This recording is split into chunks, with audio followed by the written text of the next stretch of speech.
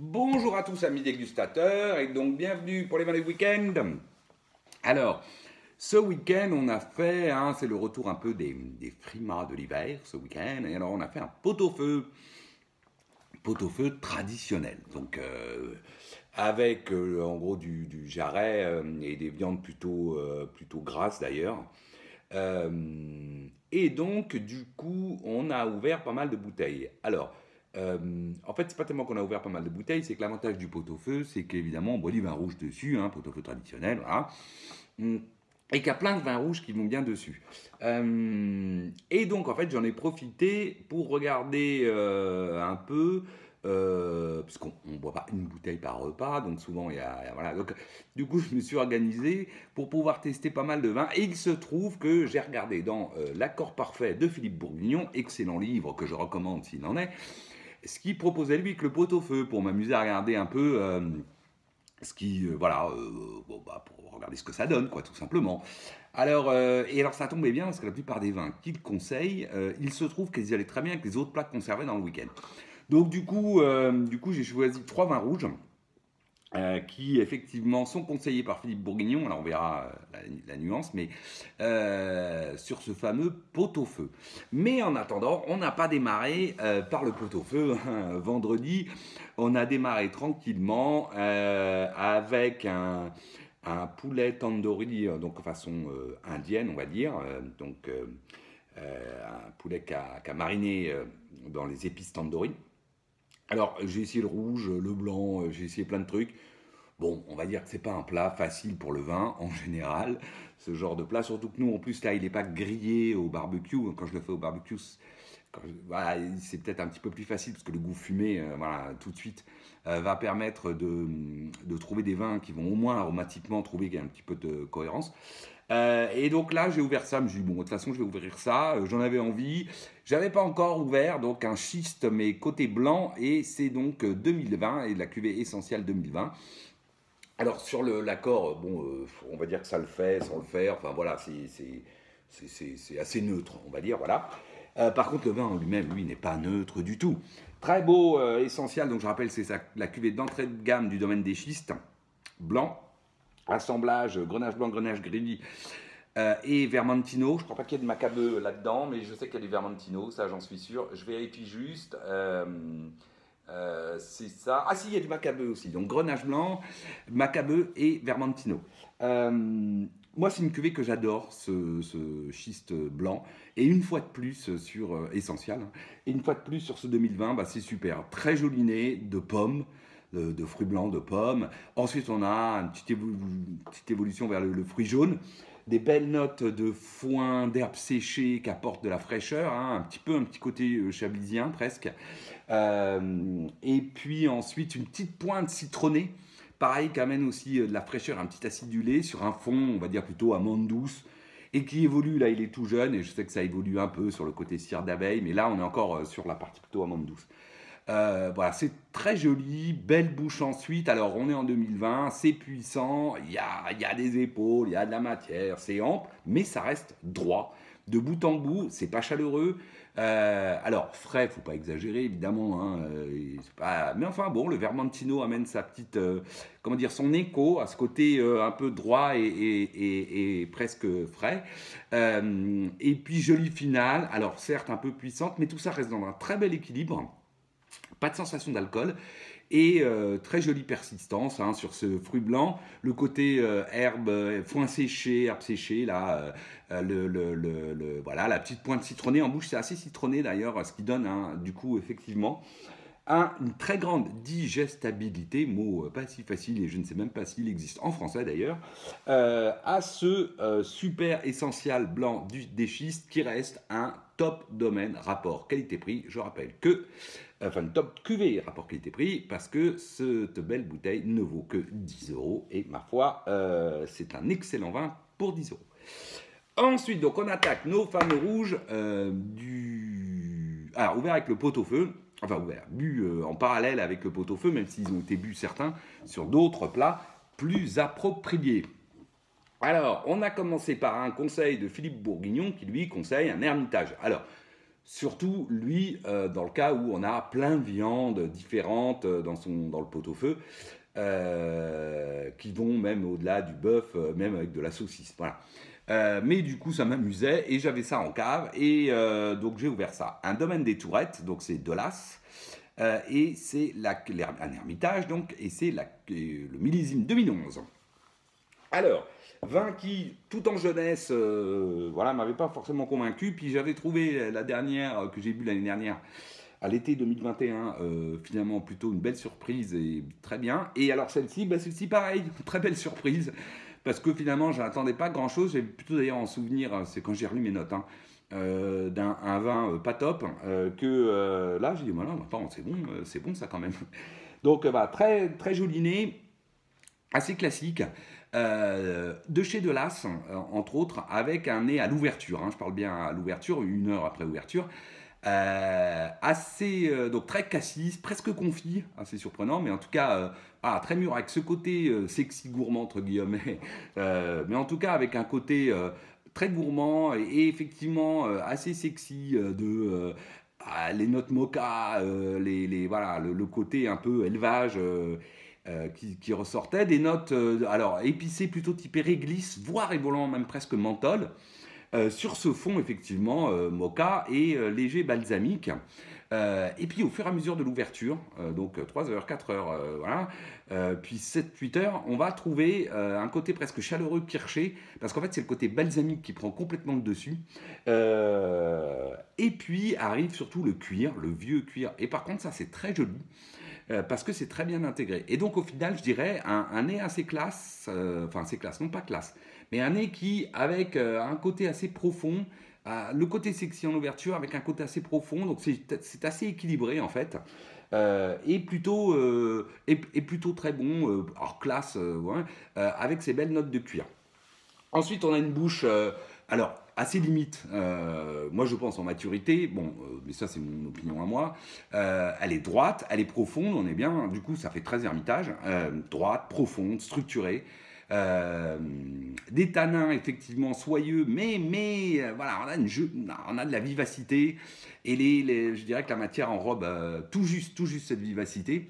La finale est vive, quand même avec une empreinte qui enrobe bien ça, et par contre une très jolie persistance. Et puis au bout de quelques heures d'ouverture, très jolie persistance, cassis confit, poivre, hein, c'est beaucoup plus poivre, et ce côté cuir, balsamique et cuir assez marqué, mais assez classe, hein, voilà.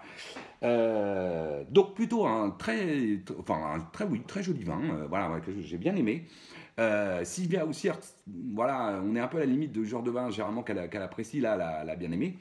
Et qu'est-ce que ça a donné sur le pot-au-feu? Alors, je vais vous dire, le pot-au-feu, tous les vins rouges, hein, je dis, ils vont bien dessus, donc il n'y a pas trop de soucis. Ce qui était pas mal, c'était le côté effectivement cuir, enfin l'aromatique en tout cas, s'accompagnait bien sur le pot-au-feu.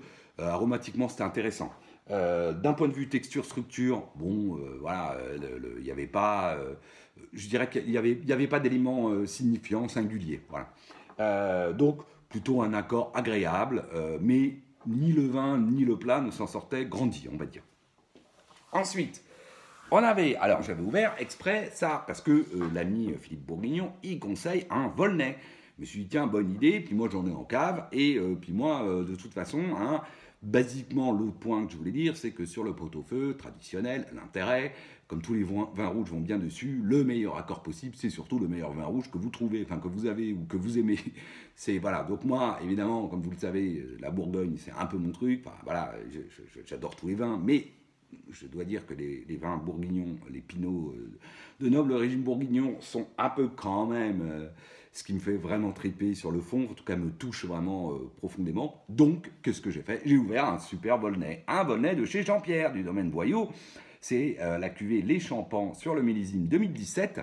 Donc millésime qui se boit bien, qui est plutôt un millésime voilà, qui n'a pas énormément de fond, donc qui se boit bien jeune, qui se boira bien jeune, qui permet d'attendre 18, 19, 20 ou 16, 15, qui sont des millésimes plus, je dirais, qui vont nécessiter un petit peu plus de temps de garde.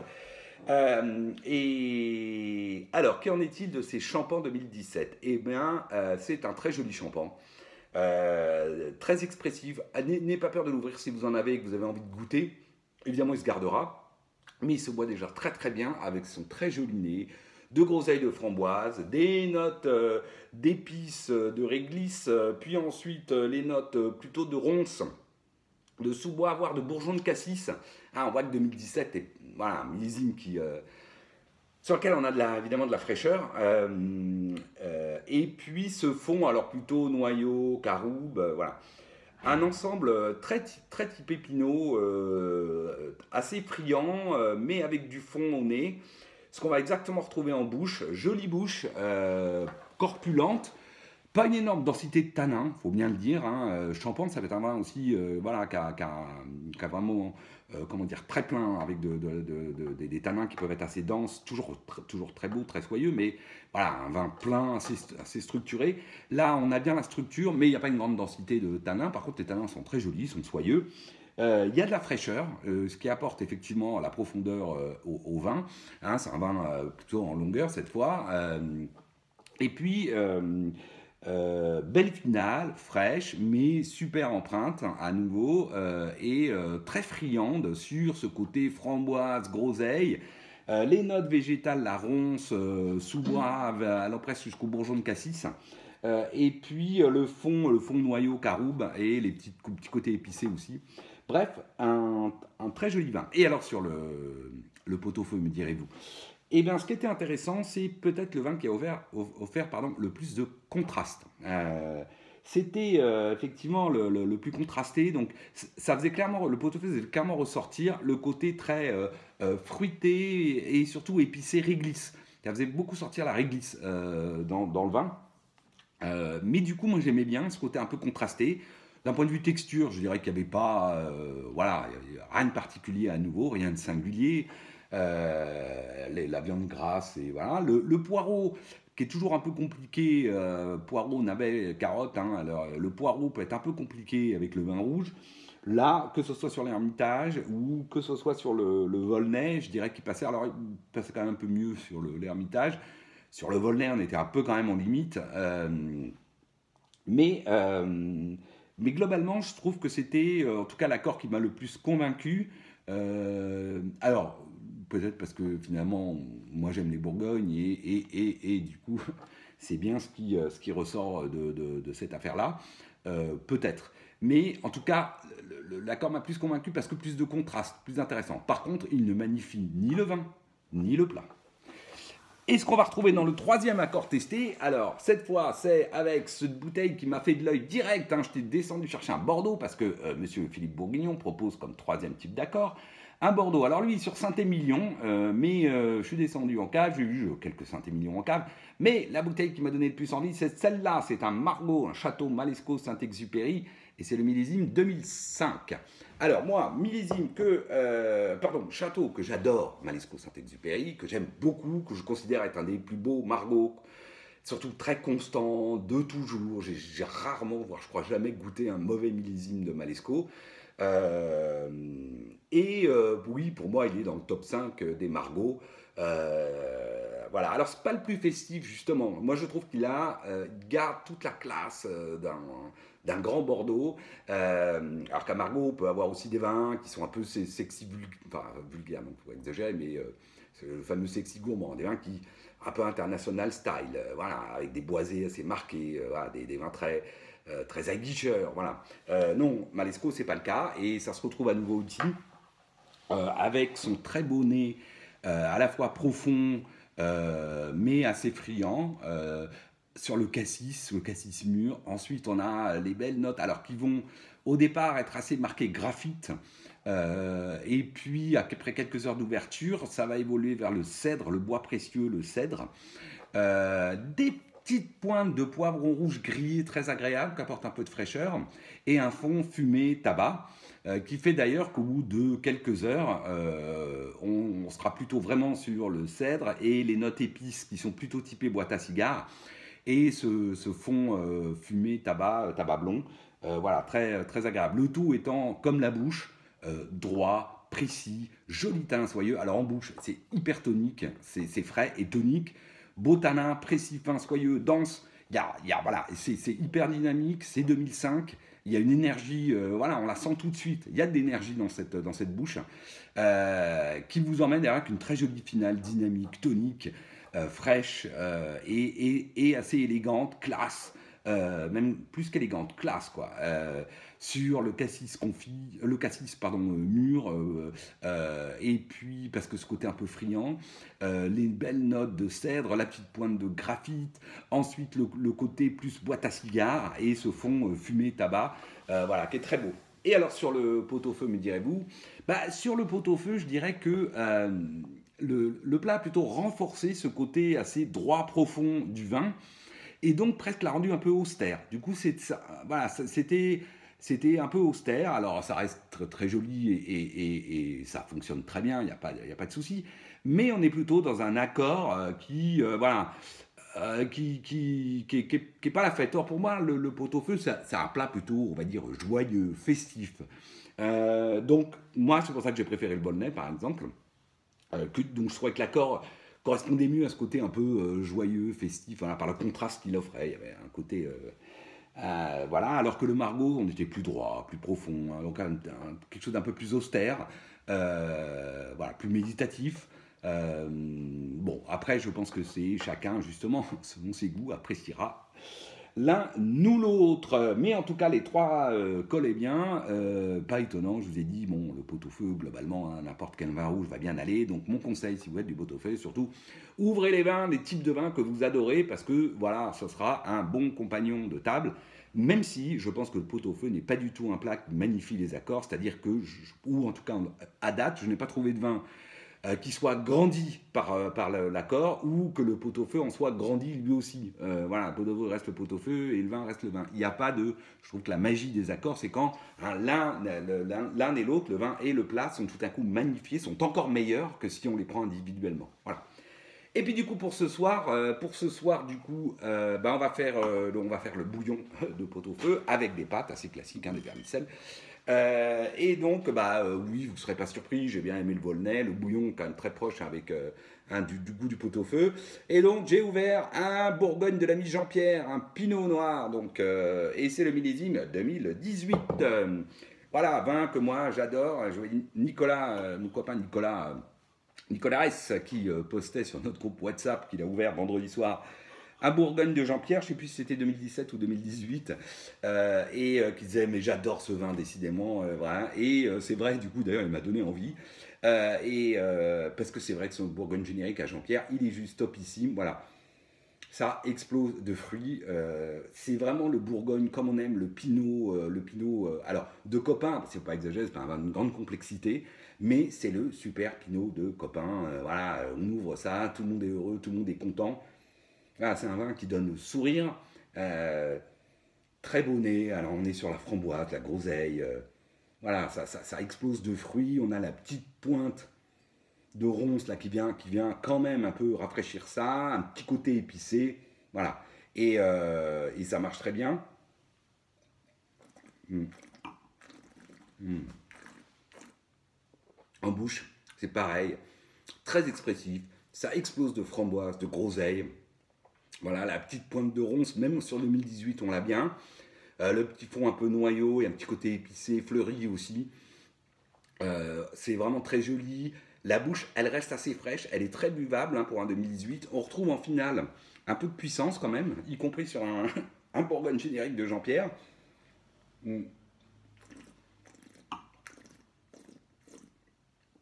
Ah ouais, ouais, c'est même étonnant. Voilà. Je vous remercie et je vous dis à la semaine prochaine. Salut!